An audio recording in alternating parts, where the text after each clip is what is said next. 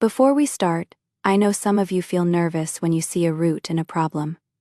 Well, today's trick will make you stop worrying about it, and don't forget to like and subscribe. We are told that root x squared plus 21 plus root x squared plus 5 equals 8. Our goal is to find the value of x plus 1. Can you figure it out? Let's set m to be root x squared plus 21, and n to be root x squared plus 5.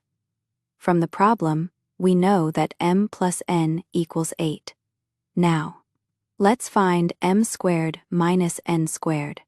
That is x squared plus 21, minus x squared plus 5, which equals 16.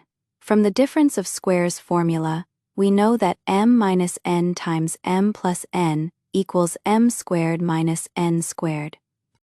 Since m plus n is 8, and m squared minus n squared is 16, we divide 16 by 8 and get m minus n equals 2. Now we have m plus n equals 8 and m minus n equals 2. Adding them together gives 2m equals 10, so m equals 5.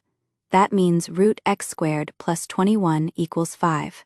Square both sides, and we get x squared plus 21 equals 25. Subtract 21 from both sides, and we have x squared equals 4. So x is 2 or negative 2. Therefore, x plus 1 is 3 or negative 1. Did you get it?